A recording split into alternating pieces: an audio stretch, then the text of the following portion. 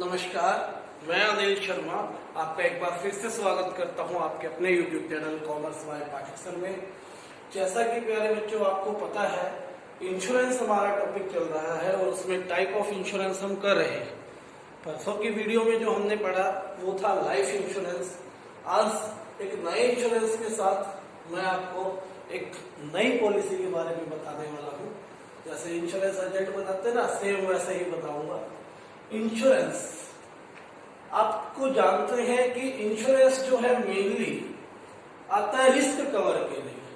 ठीक है, insurance word जो बना है वो रिस्क कवर, अनसर्टेनिटी जो होती है हमारे जीवन की, अनिश्चितताएं होती है, उसी को कवर करने के लिए बना। लेकिन जैसा मैंने आपको पढ़ाया, लाइफ इंश्योरेंस के केस में रिस्क कवर के साथ साथ वो आप लोगों को जो है इन्वेस्टमेंट भी आपकी बनाते हैं, यानी कि आप पैसा जमा करते जाते हो, सम एश्योर्ड आपको वापस दे देते हैं जब आपकी पॉलिसी ओवर हो जाती है। बट वो था लाइफ इंश्योरेंस। फायर इंश्योरेंस के केस में ऐसा नहीं होता। It provides only safeguard against risk,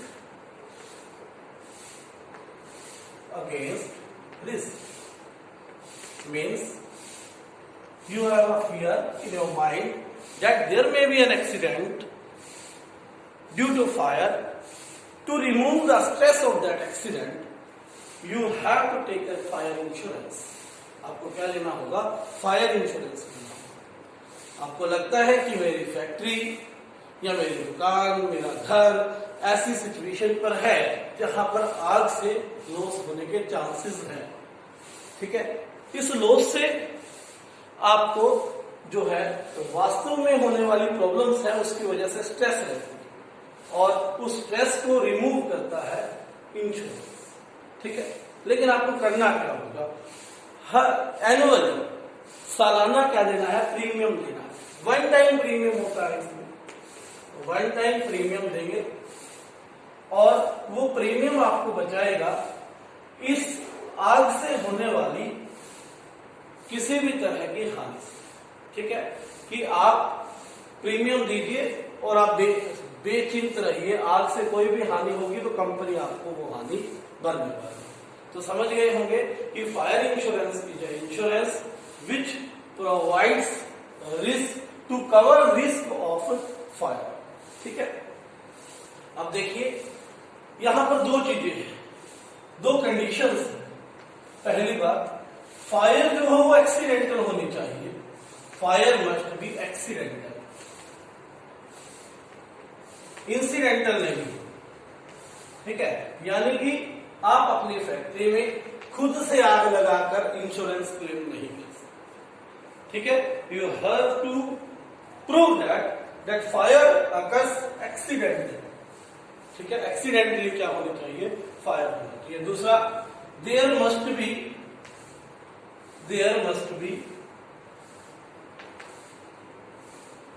any real loss, there must be real loss, वास्तव में लॉस हुआ होना चाहिए। ठीक है, दिखावा ना हो कि हमारा इतना लॉस हो गया, वास्तव में जितना लॉस हुआ है उसी को कंपनी पूरा करने के लिए क्या है? प्रतिबद्ध है। ठीक है बात। तो अभी तक जो मैंने बताया उसके आधार पर यह ध्यान रखें कि फायर इंश्योरेंस पॉलिसी आपको एक साल के लिए, एक फिक्स पीरियड के लिए रिस्क कवर करती है। ठीक है, किसका? आग से होने वाली हानि का। ठीक है, आग कैसी होनी चाहिए? एक्सीडेंटल होनी चाहिए, इंसिडेंटल नहीं होनी चाहिए, यानी कि आग दुर्घटना से लगी हो। दूसरा, आग से आपका लॉस होना चाहिए। ठीक है, वास्तव में लॉस होना चाहिए। इसी में एक और बात हम कर सकते हैं कि यदि आग लग भी जाए तो आपने कोशिश करनी है उस आग को बुझाने की। पीछे खड़े होकर तमाशा नहीं देखना कि आग लग गई, मेरा इंश्योरेंस है और मुझे तो पैसा मिल जाएगा। ठीक है, आपको जो है ये प्रिंसिपल भी बताया था, मिटिगेशन ऑफ लॉस। ठीक है, वो प्रिंसिपल इसमें लागू होता है। तो आइए इसमें हम पढ़ते हैं कि इसके मेन एलिमेंट्स क्या है। Main elements of this policy.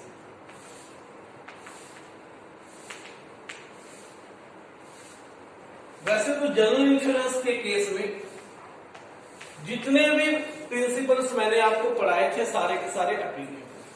ठीक है, सबसे पहले यहां पर कंफ्यूजन रहता है कि प्रिंसिपल ऑफ इंश्योरेबल इंटरेस्ट का इसमें क्या होने वाला है।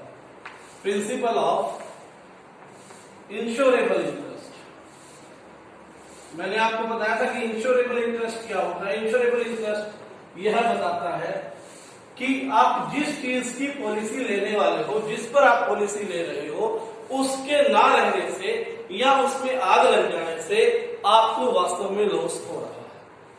ठीक है, तो प्रिंसिपल ऑफ इंश्योरेबल इंटरेस्ट में लाइफ इंश्योरेंस के केस में मैंने बताया था कि इंश्योरेबल इंटरेस्ट आपका at the time of beginning of the policy, जब आपने पॉलिसी ली है उस समय होना चाहिए।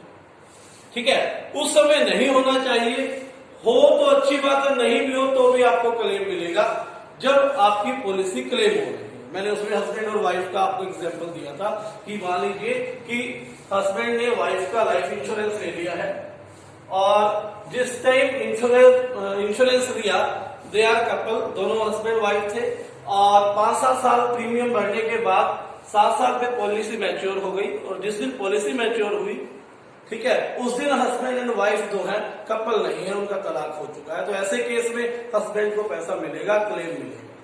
ठीक है, क्योंकि इंश्योरेबल इंटरेस्ट वहां पर केवल कब होना चाहिए, जब पॉलिसी ली। अब फायर इंश्योरेंस के केस में ऐसा नहीं है।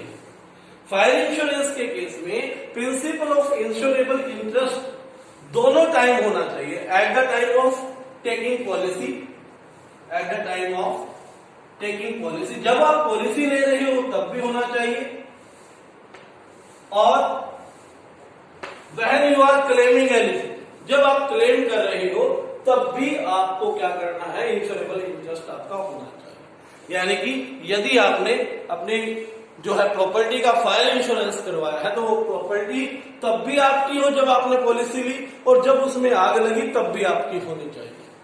ठीक है ना बात, तो इंश्योरेबल इंटरेस्ट दोनों टाइम पे होना चाहिए। बाकी इसमें प्रिंसिपल ऑफ इंडेमनिटी भी लागू होती है कि यहां से आप कोई बेनिफिट नहीं ले सकते, केवल लॉस को ही रिकवर करने के लिए आपको क्या करना पड़ेगा, क्लेम करना पड़ेगा। पॉलिसी वैल्यू और आपका लॉस दोनों में से जो कम होगा वो कंपनी पे करती है according to the principle of indemnity. ठीक है, कॉजा प्रॉक्सिमा का प्रिंसिपल भी यहां पर अप्लाई होता है। प्रिंसिपल ऑफ कॉजा प्रॉक्सिमा कि कंपनी आपको केवल तभी इंटरेस्ट इंश्योरेंस के पैसे देगी जब क्या होता है कि आग से हानि हुई। ठीक है, यदि किसी और क्लाइमेट से हानि हुई, बाढ़ से हानि हुई, तो कंपनी आपको पैसे नहीं देने वाली है। ठीक है बात। इसके अलावा प्रिंसिपल ऑफ इंश्योरेंस जितने भी पढ़ाए थे सारे के सारे यहाँ पर फायर इंश्योरेंस के केस पर क्या होने वाले हैं, एप्लीकेबल होने वाले हैं। तो फायर इंश्योरेंस के बारे में हमने ये पढ़ा। ठीक है बात। फायर इंश्योरेंस क्या है, एक बार जल्दी से रिकैप करते हैं। Fire insurance is insurance policy which provide you the safety against any risk due to the fire. It is only to cover the risk. ठीक है, इसमें कोई भी आपको बेनिफिट वापस नहीं मिलता। आपने पॉलिसी करवाई, 1 साल तक आपका रिस्क कवर हुआ, उसके बाद आपको कुछ वापस नहीं मिलने वाला। आपने रिस्क कवर का, आपने अपने जो भय था आपके अंदर कि मुझे मेरी प्रॉपर्टी को आग लग जाएगी और लॉस हो जाएगा, वो आपका दूर किया है। यहाँ पर कोई भी बेनिफिट आपको लास्ट में नहीं मिलेगा। ठीक है, उसके बाद मैंने बताया कि फायर जो है एक्सीडेंटल होनी चाहिए, जानबूझकर आपने खुद नहीं लगाई हो। दूसरा, there must be real loss, आग लगने से लॉस हुआ हो। आप झूठ ना बोले कि हमें लॉस हो गया और आपका एक्चुअल लॉस नहीं है, तो रीजंस आपको बताने पड़ेंगे। उसके against elements of this policy क्या बताया मैंने, इंश्योरेबल इंटरेस्ट का मेन था इसमें। इंश्योरेबल इंटरेस्ट क्या है, जहां पर इंश्योरेबल इंटरेस्ट का मीन्स कि जिस प्रॉपर्टी का आपने इंश्योरेंस लिया उस प्रॉपर्टी पर आपका अधिकार हो, उसके ना रहने से आपको लॉस होता हो, दोनों टाइम, जिस टाइम पॉलिसी ली तब भी और जिस टाइम आपने क्लेम किया तब भी। इसके अलावा principle of कॉजा Proxima, principle of mitigation of loss, ठीक है, प्रिंसिपल ऑफ सुब्रोगेशन, सुब्रोगेशन मैंने बताया था, वो प्रिंसिपल भी यहां पर क्या होते हैं, एप्लीकेबल होते हैं। सुब्रोगेशन में क्या था, यदि आग लग गई है और आग लगने के बाद कंपनी ने आपको क्लेम दे दिया है और फिर भी स्क्रैप बचा हुआ है